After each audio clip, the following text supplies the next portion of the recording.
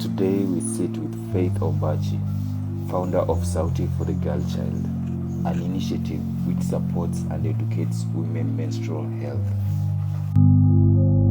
Our topic of discussion today is mental health around female menstrual health. Faith tells us what is Sauti for the Girlchild and the inspiration behind it. Sauti for the Girlchild is a community-driven organization that deals with empowering and educating young girls and women on menstrual health awareness, gender equality advocacy, and access to menstrual hygiene products, sanitary products. We also teach the community on sustainability and financial literacy of these. My inspiration behind starting Sauti for the Girlchild was basically personal experiences and family. Personally, I have experienced lack of sanitary products. I was raised in a family of 7 siblings, and my mom was a breadwinner. My mother was the breadwinner of the family, and she was a primary school teacher, which was a big challenge to raise, to have enough resources to afford all these things all basic necessities for the 7 of us. But then that is one of my inspirations to start Sauti for the Girlchild. What are the mental challenges surrounding menstrual hygiene?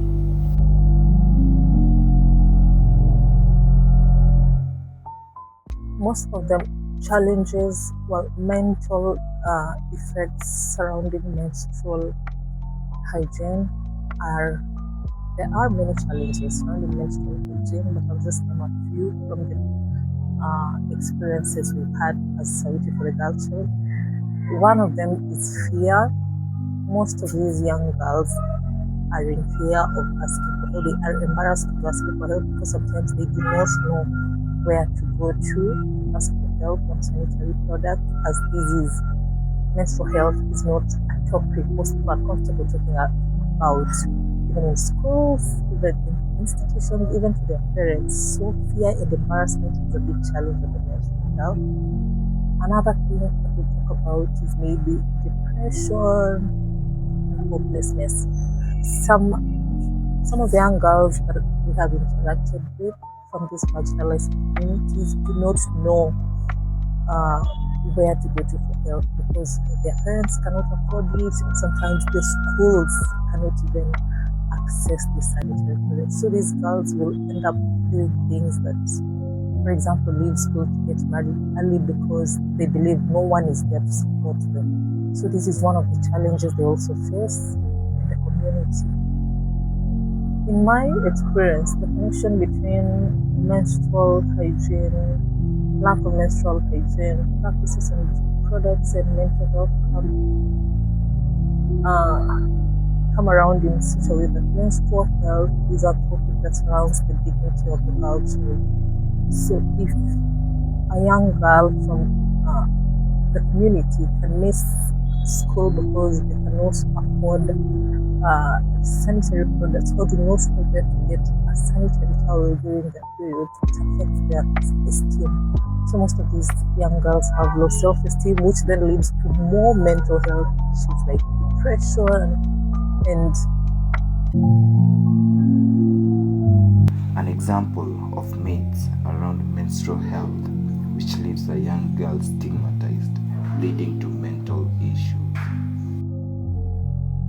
the myths that I would say that lead to maybe mental health issues would be keeping menstruation being a secret, keeping it a secret, or a woman's agenda.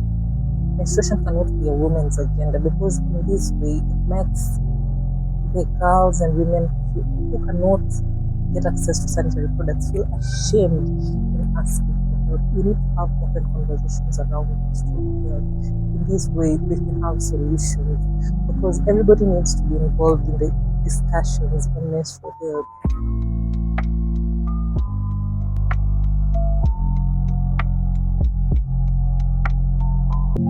How males can step in and raise a voice to ease the burden of shame surrounding females during their periodic month.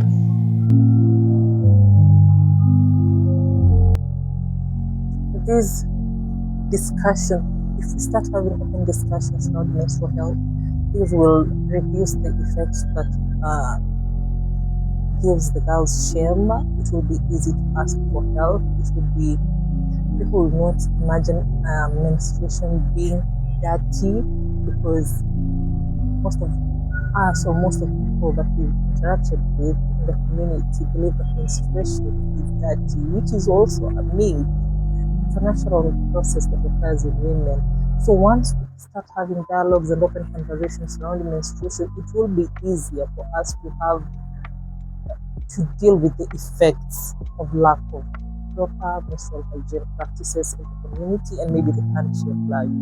Involving boys and men in this discussion makes the aspect of shame and fear an issue. For example, if we are in school and let's say a girl cannot access period products, most of the teachers in that school, let's say the sanitary teachers in that school are male, it becomes easier to approach the issue and go maybe talk to the teachers on the same. And if the men are involved in this conversation, then they are open-minded. It makes it easier for the girl to ask for help. So this is one of the ways we can involve men in this discussion.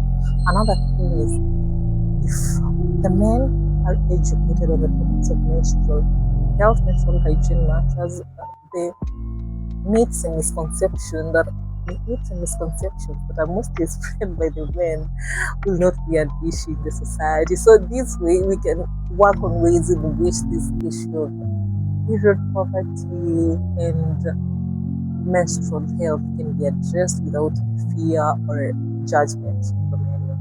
Finally, a piece of advice to the young girls suffering mentally due to the uncontrollable nature of their body.